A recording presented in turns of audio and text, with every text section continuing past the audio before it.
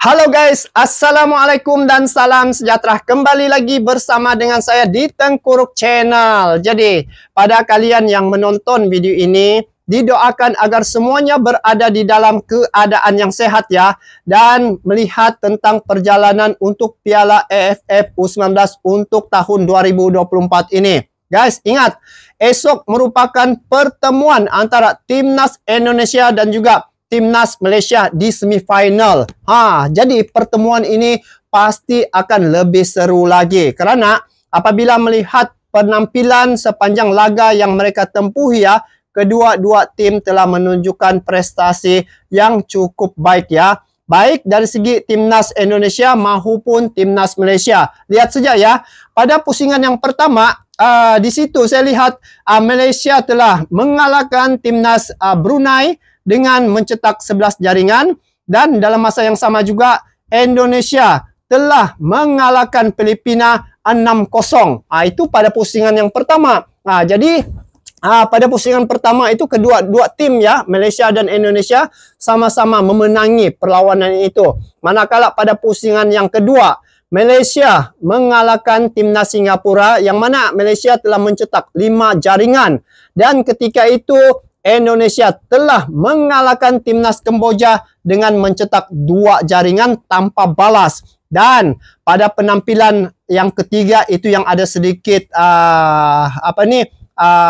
ketidaksamaan ya, yaitu Timnas Malaysia menentang Thailand. Di situ keputusan akhir adalah seri, tetapi Indonesia telah menghantam Timur Leste dengan mencetak 6-2 pada perlawanan pusingan yang ketiga. So, esok merupakan penampilan untuk semifinal ya, Indonesia bertemu dengan Malaysia. Nah, bila melihat bagaimana penampilan kedua-dua tim ini sepanjang laga yang mereka tempuhi ya, di Piala AFF U19 untuk tahun 2024 ini, kedua-dua tim memang cukup baik ya, dari segi bagaimana mereka mengawal bola, dari segi mencetak gol, dan juga keputusan yang mereka perolehi ya. Dan kedua-dua ini adalah juara grup. Jadi esok adalah penampilan yang sangat dinanti-nantikan apabila Indonesia dan juga Malaysia ini bertemu. Jadi bila melihat bagaimana perubahan yang telah berlaku antara kedua-dua tim negara kita ya, antara Malaysia dan Indonesia, saya lihat yang pertama sekali di Indonesia lah, dari segi perubahan yang cukup drastik yang telah berlaku pada Timnas Indonesia adalah apabila federasi mempunyai seorang ketua umum yang cukup berpengalaman, yaitu Pak Erick Thohir, yang telah merubah wajah dan juga warna Timnas Indonesia sehingga mencapai label yang sangat membanggakan ya, sehingga hari ini yang mana Timnas senior mereka telah sukses ke putaran yang ketiga, dan juga untuk junior Timnas junior mereka turut memberi penampilan yang cukup baik sepanjang laga-laga yang mereka tempuhi. Jadi kita cerita saat ini adalah untuk penampilan mereka sepanjang laga yang mereka tempuhi di Piala AFF U19 untuk tahun 2024 ini. Nah, itu satu perkara yang menjadi kekuatan bagi saya untuk Timnas Indonesia ya, apabila mempunyai seorang ketua umum yang cukup berpengalaman, yang cukup luas pengetahuan, dan juga mempunyai misi yang sangat jelas. Berbeda pula dengan Malaysia. Saat ini pelatih utama Malaysia ya, pelatih utama kami telah meletak jawatan, dan saat ini telah diganti untuk pelatih sementara untuk timnas utama Malaysia. Jadi di sinilah perbezaan antara Malaysia dan Indonesia dari segi manajemen untuk sepak bola itu. Dan apabila melihat bagaimana perubahan demi perubahan yang telah berlaku di Indonesia ya, sejak Coach Sintayong memimpin ataupun menjadi pelatih utama Timnas Indonesia, dari segi ranking telah meningkat drastik ya, 177 pergi 134 saat ini, dan mungkin akan berubah lagi. Inilah misi yang ingin dikecapi oleh Indonesia, ingin menjadikan Timnas Indonesia itu berada 100 besar di peringkat FIFA. Jadi dalam masa yang sama, dalam ketiadaan pelatih utama Malaysia, Timnas Indonesia U19 berjuang di Piala AFF ini dan hasilnya timnas Malaysia juga telah berjaya menjadi juara grup. Jadi guys, ini yang kita lihat ya, bagaimana kita punya perjuangan kedua-dua tim antara Malaysia dan Indonesia ini sama-sama berjuang untuk negara masing-masing dan akan bertemu pada esok hari. Jadi lihat saja bagaimana penampilan timnas Indonesia ketika mereka membawa masuk pemain-pemain keturunan. Ini salah satu memperkuatkan lagi tim mereka ya. Berbeza dengan Malaysia, dari segi pemain keturunan itu mungkin ada sedikit kurang karena mungkin faktor jumlah penduduk dan juga potensi pemain-pemain keturunan ini tidak begitu ramai bermain di luar negara. Tetapi bagi saya Indonesia dia cukup bertuah karena jumlah penduduknya hampir 300 juta jiwa. Dan pernah suatu ketika dulu dijajah oleh Belanda, dan hari ini pemain-pemain keturunan Belanda ramai yang gabung dengan timnas Indonesia karena mereka ini adalah keturunan Indonesia ataupun mempunyai kaitan darah terhadap Indonesia. Jadi inilah satu kekuatan yang ada pada Indonesia saat ini berbanding dengan Malaysia. Jadi bila melihat kebangkitan timnas Indonesia saat ini ya, dengan kemenangan dan juga kekalahan yang telah diterima oleh tim-tim yang mereka lawan, ada beberapa negara ya yang telah menukar pelatih utama mereka kerana dikalahkan oleh timnas Indonesia. Ini ada bukti guys, lihat saja ya. Kalian mungkin tahu ada beberapa negara yang telah ditukar pelatihnya kerana telah dikalahkan oleh timnas Indonesia. Bayangkan suatu ketika dulu Indonesia ini pernah menghadapi sisi yang suram ya, tetapi telah berubah, telah bangkit, telah naik saat ini apabila mempunyai seorang pemimpin yang tepat yang memimpin timnas mereka. Jadi ini satu pengajaran dan juga satu inspirasi yang boleh dijadikan contoh bagaimana membangkitkan timnas satu-satu negara itu. Jadi esok merupakan pertemuan ya antara dua tim ini, Malaysia dan Indonesia, dan bila melihat ya apabila kedua tim ini bertemu pasti seru. Karena apa? Lihat saja ya bagaimana harapan para netizen dan juga harapan penggemar sepak bola inginkan Malaysia dan juga Indonesia ini bertemu. Jadi esok merupakan hari yang sangat keramat yang perlu kita saksikan bagaimana penampilan tim kita ya. Dan saat itu kita boleh lihat bagaimana penampilan timnas Malaysia dan juga Indonesia karena masing-masing ini adalah juara grup. Dan apabila melihat di sudut pandang yang lain ya, dengan kebangkitan timnas Indonesia ini telah membuka minda, telah membuka mata sebahagian daripada tim-tim yang ada di ASEAN ini untuk melakukan seperti mana apa yang telah dilaksanakan oleh Indonesia, bagaimana mereka mengangkat sepak bola mereka sehingga satu-satunya ya di ASEAN ini yang telah sukses melaju ke putaran ketiga untuk kualifikasi Piala Dunia 2026.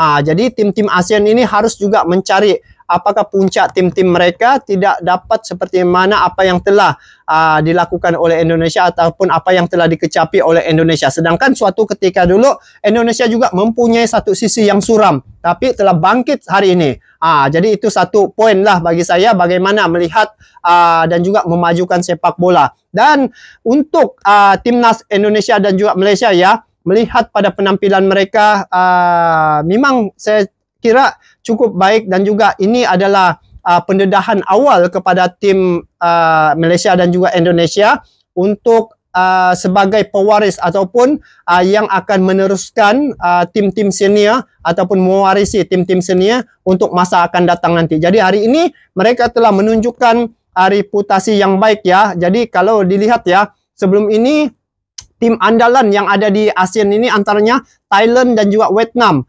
Tetapi apabila Thailand ya ditukar pelatihnya Thailand atau Vietnam, antara itulah yang saya ingat apabila bertukar dia punya coach, perubahan yang cukup drastik, merundum. Bagaimana kemerunduman prestasi sepak bola mereka itu. Jadi ini harus berhati-hati juga ya, dan kita risau juga ya. Saya pun sebenarnya melihat apabila timnas Indonesia bangkit begitu, dalam masa yang sama timnas Malaysia, coach utamanya meletak jawatan di situ, ada kerisauan juga.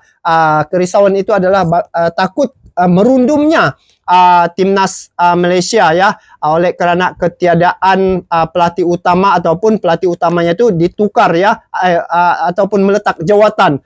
Tapi yang menjadi persoalan di sini, kalau dilihat ya, timnas Indonesia dan juga Malaysia ini, kedua-dua pelatih mereka sebelum ini ya, berasal dari Korea Selatan, dan juga kedua-dua ini memang kawan dan juga satu guru ya, ada guru mereka di Korea Selatan. Tapi dari segi pencapaian tuh ada perbedaan di situ. Jadi disitulah mungkin dari segi pengurusan ya, itu berkemungkinan itu yang mungkin menyebabkan terdapat perbedaan antara Indonesia dan Malaysia dari segi membangkitkan sepak bola itu. Jadi apapun guys, untuk laga yang akan ditempuhi oleh Indonesia dan juga Malaysia, esok Malaysia akan bertemu dengan Indonesia, harus juga berhati-hati ya terhadap timnas Indonesia, kerana mereka ini adalah hasil didikan Indra Safri, dan juga Indra Safri ini juga banyak berkolaborasi dengan Coach Sintayong ya, yang mana Coach Sintayong ini pelatih utama yang banyak mencetak kejayaan demi kejayaan, dan juga pernah membawa tim suatu ketika dulu, bukan di Indonesia ya, dia membawa tim asuhannya itu ke Piala Dunia. Itu rekod Coach Sintayong. Jadi Indra Safri dan Coach Sintayong ini ada ada kolaborasi. Inilah menjadi kekuatan untuk timnas Indonesia. Dan saat ini Malaysia ya, oleh kerana pelatih utama telah meletak jawatan, telah diganti ya oleh dia punya timbalan di Malaysia ya. Jadi di situ mungkin ada sedikit yang perlu ditambah baik untuk menghadapi timnas Indonesia esok. Jadi untuk laga esok guys, sebenarnya apa yang saya ingin sampaikan di sini, bahwa kedua-dua tim kita ini sebenarnya bisa untuk melaju juga ya guys, sekiranya dari segi pengurusan itu baik, dan melihat contoh yang bagi saya boleh dijadikan sebagai iktibar adalah Indonesia, negara yang hampir dan juga mempunyai sisi yang suram ketika dulu, namun hari ini telah terbukti mereka telah menunjukkan satu perubahan yang cukup ketara. Jadi ini perkara ini harus diambil pengajaran, diambil contoh ya, bagaimana Indonesia itu menjadikan tim mereka hebat, tim mereka kuat, dan juga tim mereka cukup konsisten dari segi penampilan yang mereka tempuhi terhadap setiap lawan yang mereka hadapi. Jadi guys, apapun esok merupakan hari yang dinanti-nantikan oleh semua penggemar sepak bola, khususnya timnas Indonesia ya, ataupun fans Indonesia, ataupun fans Garuda Muda, karena jumlah penduduk Indonesia hampir 300 juta jiwa. Malaysia baru 38 juta jiwa. Jadi dari segi dukungan itu pasti Indonesia lagi menang kan, sebab jumlah penduduk itu ramai. Cuma pesan saya untuk laga esok, siapa menang siapa kalah ya, kita harus terima siapa yang menang siapa yang kalah, karena itulah adat perlawanan, adat pertandingan, ada menang ada kalah. Jadi di sudut lain, kita jangan jadikan sepak bola ini sebagai alat untuk keretakan, tapi kita jadikan dia sebagai alat untuk menyatukan ya Malaysia dan Indonesia. Kalau sama-sama bersatu nih, saling berkolaborasi, saling berkongsi ataupun sharing ilmu, kita akan naik sama-sama guys. Kita jangan ikut jejak sebahagian daripada netizen yang menjadikan sepak bola ini sebagai satu asbab untuk mewujudkan keretakan, pergaduhan, berbaku hantam di media sosial ya. Itu yang saya lihat sebelum-sebelum ini. Cuma sekarang ini ada perubahan ya yang lebih baik. Seperti apabila saat ini kan Indonesia melaju ke putaran ketiga untuk Piala Dunia kualifikasi. Di sini saya lihat satu ASEAN termasuk Malaysia ya memberi dukungan yang penuh terhadap Indonesia. Tapi apabila bertemu dua ini guys, kalian tengoklah bagaimana komen-komen yang akan kalian baca di ruangan komen esok ya, antara Malaysia dan Indonesia nih. Siapa-siapa yang menang, siapa-siapa yang kalah pasti akan ada keributan. So, kita sebagai pengamat media sosial dan juga penikmat sepak bola harus berpikiran waras ya, untuk perlawanan esok. Siapa yang menang harus kita memberi satu inspirasi yang baik ya. Siapa yang kalah harus diberi dukungan dan juga motivasi agar sama-sama naik. Jadi guys, apapun untuk perlawanan esok, kita nantikan bagaimana penampilan timnas Indonesia dan juga Malaysia untuk semifinal ya. Saya sebenarnya inginkan Indonesia dan Malaysia ini bertemu di final. Tapi ya tengok bagaimana percaturan itu. Jadi salah satu akan terkeluar esok untuk perlawanan esok ya. Jadi kita doakan sama-sama, beri dukungan, doa sebaiknya pada tim Malaysia Indonesia, buat yang terbaik karena ini adalah satu cabaran yang akan dihadapi oleh timnas U19 bagi mendapatkan pengalaman dan juga menunjukkan bahwa tim-tim satu-satu negara itu perlu ada perubahan dan juga perlu ada satu kelainan lah untuk tim-tim mana-mana yang ada di ASEAN ini. Jadi guys, itu ya, selamat ke atas timnas Indonesia karena telah sukses ke semifinal dan juga timnas Indonesia ya. Semoga perlawanan esok kedua-dua tim ini dapat menikmati adat perlawanan, ada menang, ada kalah, dan itulah sukan guys. Jadi kita jadikan lagi sukan ini sebagai alat untuk menyatukan ya, bukan keretakan. Sampai jumpa lagi guys. Assalamualaikum warahmatullahi wabarakatuh.